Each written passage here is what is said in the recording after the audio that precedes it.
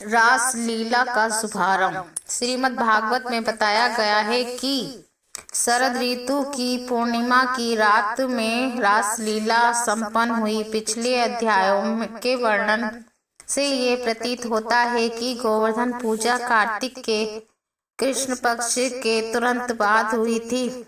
तत्पश्चात भाद्र मात्र द्वितीय भाई दूज संपन्न हुई। तब इंद्र का कोप प्रदर्शित हुआ, जिसमें मूसलधार वर्षा तथा उबले वृष्टि हुई एवं कृष्ण ने 7 दिन तक नौमी तक गोवर्धन पर्वत धारण किए रखा। फिर 10वीं को वृंदावन वासी आपस में कृष्ण के अद्भुत गुणों का वर्णन कर रहे थे और अगले दिन नंद महाराज ने एकादशी व्रत रखा। अगले दिन द्वादशी को वे गंगा स्नान करने गए, जहां वरुण के एक दास ने उन्हें बंदी बना लिया और फिर कृष्ण ने उन्हें मुक्त कराया। तब ग्वालों सहित नंद महाराज को आध्यात्मिक आकाश का दर्शन कराया गया। इस प्रकार शरद ऋतु की पूर्णिमा बीत गई। अश्विनी मास की पूर्णिमा शरद पूर्णिमा कहलाती है। श्रीमद् भागवत के वर्णन से ऐसा प्रतीत होता है कि गोपियां के साथ रासलीला का आनंद भोगने के लिए श्री कृष्ण को 1 वर्ष तक प्रतीक्षा करनी पड़ी। चूंकि उन्होंने 7 वर्ष की आयु में गोवर्धन धारण किया था, अतः यह रासलीला 8वें वर्ष में हुई।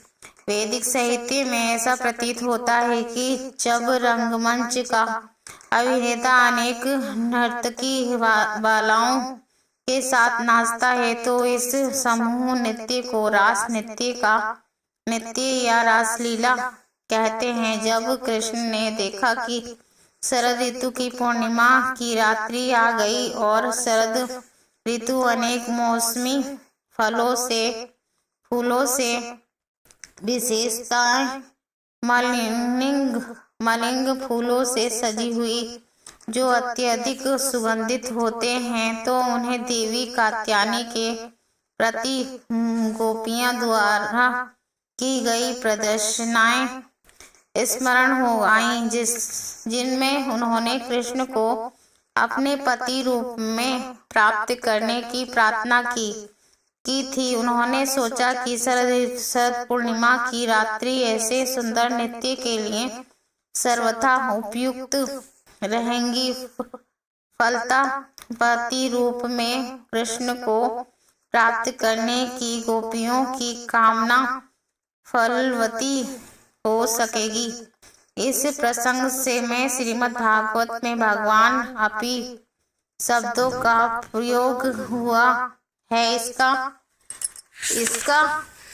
अर्थ ये हुआ कि यद्यपि कृष्ण श्री भगवान हैं, उनकी कोई ऐसी कामना नहीं जिसे पूरा करना आवश्यक होगा, क्योंकि वे सदा 6 ऐश्वर्यों से पूर्ण हैं। फिर भी वे रासलीला में गोपियों की संगति का आनंद उठाना चाहते थे। भगवान अपि ये बताते हैं कि यह रासलीला युवाओं तथा युवतियों का सामान्य नृत्य न थी। इसके लिए श्रीमद् भागवत में योग माया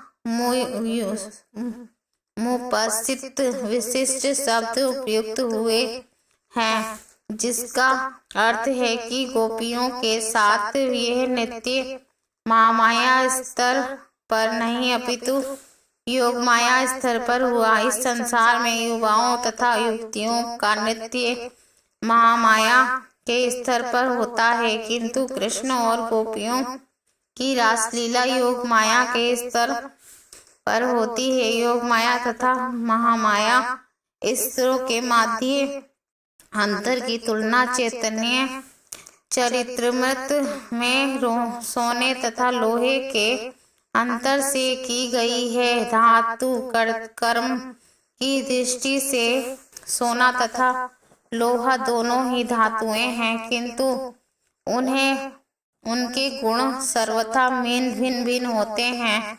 इसी प्रकार यद्यपि गोपियों के साथ कृष्ण का रास नृत्य सामान्य तरुण तथा एवं तरुणियों के नृत्य जैसा प्रतीत होता है, किंतु उनके गुण में भेद है। इस भेद को परम वैष्णव जन समझते हैं, क्योंकि वे कृष्ण प्रेम तथा काम में अंतर समझ सकते हैं।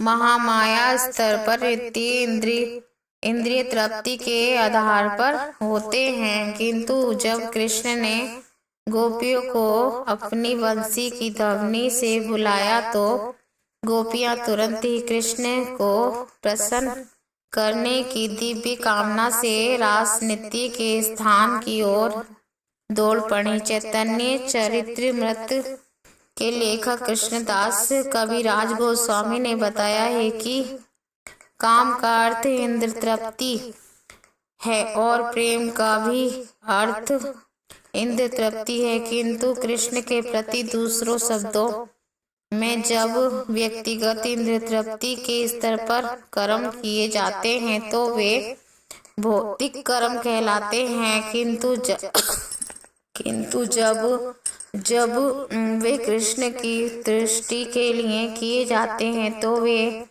आध्यात्मिक कर्म माने जाते हैं। कर्म के किसी भी स्तर पर इंद्र तृप्ति का सिद्धांत तो रहता ही है, किंतु आध्यात्मिक स्तर पर इंद्र तृप्ति भगवान श्री कृष्ण के लिए होती है, जबकि भौतिक स्तर पर यह कर्ता के लिए ही की जाती है। उदाहरण भौतिक स्तर पर जब कोई नौकर दास अपने स्वामी की सेवा करता है तो वे स्वामी की इंद्रियों को तुष्ट करने का प्रयत्न ना करके अपनी निजी इंद्रियों की तृप्ति करने का प्रयास करता है। यदि नौकर का वेतन बंद हो जाए तो वे स्वामी की सेवा करना बंद कर देगा।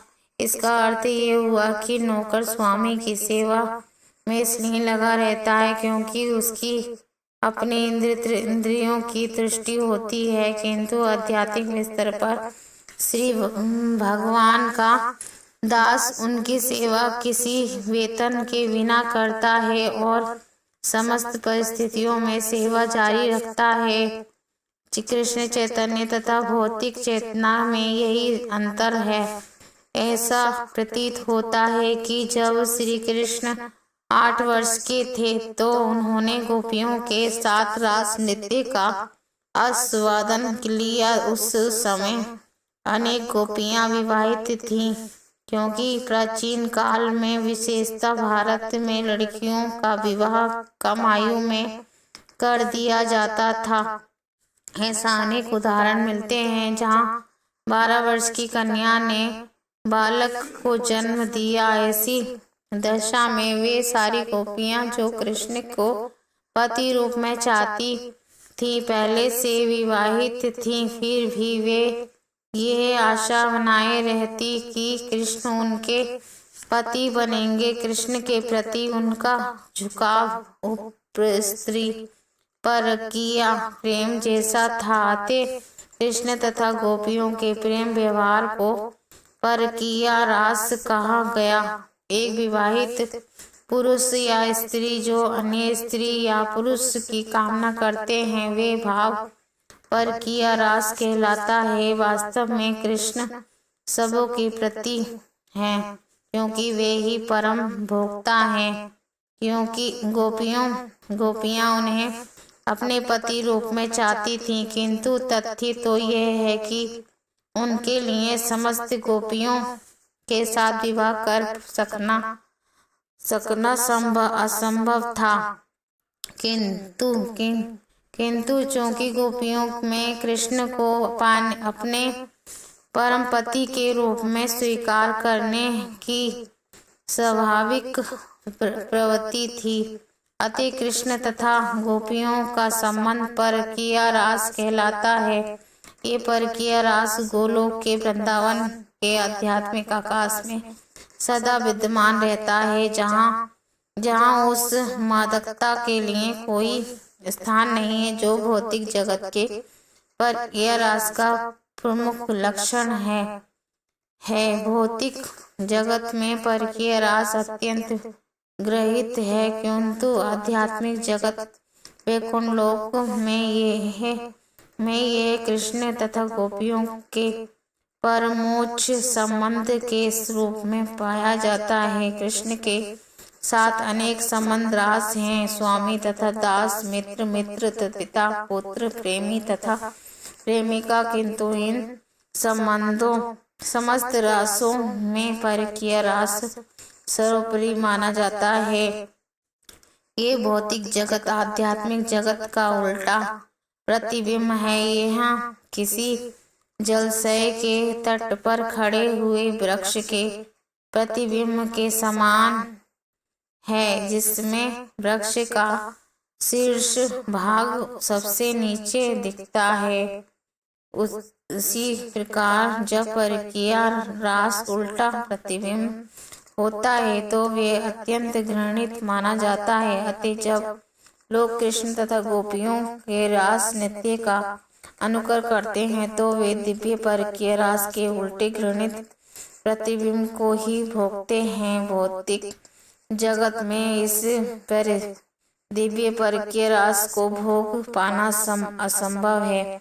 श्रीमद् भागवत में कहा गया है कि सपन में या कल्पना में भी इस परकीय रास का अनुकरण नहीं करना चाहिए।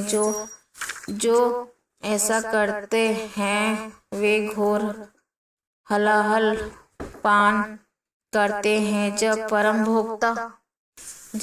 भोक्ता कृष्ण ने शरद ऋतु की उस पूर्णिमा की रात में गोपियों के संग का आनंद उठाना चाहा, उसी क्षण आकाश में नक्षत्रपति चंद्रमा अपना सुंदरम रूप लेकर उदित हुआ। शरद पूर्णिमा की रात वर्ष भर की उत्कृष्ट रात होती है। भारतवर्ष में उत्तर प्रदेश के आगरा नामक स्थान में ताजमहल नाम का एक विशाल मकबरा है, जो उत्तम संगमरमर पत्थर का बना हुआ है। शरद ऋतु की पूर्णिमा की रात में अनेक विदेशी पर्यटक इस मकबरे पर चांद का प्रतिबिंब देखने आते हैं। इस प्रकार पूर्णिमा की ये रात आज भी अपने सौंदर्य के लिए विख्यात है। जब पूर्व में चंद्रमा उदय हुआ तो सारी वस्तुएं ललिमा से रंग गईं। चंद्रमा के उदय होते ही सारा आकाश लाल कुमकुम से पुता हुआ लगने लगा। जब कोई पति अपनी पत्नी से बहुत दिन दूर रहकर घर लौटता है तो वे अपनी पत्नी के मुख को लाल कुमकुम से सजाता है। शरद ऋतु का ये चिर प्रतीक्षित चंद्रोदय पूर्वी आकाश को रचित कर रहा था। चंद्रोदय के कारण गोपियों के साथ नृत्य करने की श्री कृष्ण की इच्छा बलवती हो उठी। सारे जंगल सुगंधित पुष्पों से लदे थे। वातावरण शांतिदायक तथा आनंद प्रदायक था। जब कृष्ण अपनी बांसुरी बजाने लगे तो सारे वृंदावन की गोपियां मोहित हो गईं। पूर्ण चंद्रोदय, लाल क्षितिज, शांत वातावरण तथा खिलते हुए पुष्पों के कारण बंसी ध्वनि के प्रति उनका आकर्षक सम्मोहन 1000 गुना बढ़ गया। समस्त गोपियां स्वभाव से ही कृष्ण सौंदर्य के प्रति अति अधिक आकृष्ट थीं। अतः जब उन्होंने बंसी की ध्वनि सुनी तो वे कृष्ण की इंद्रियों की तुष्टि के लिए अधीर हो उठी। बंसी की ध्वनि सुनते ही उन सबों ने अपने काम काज बंद कर दिए और उस स्थान की ओर चल दी।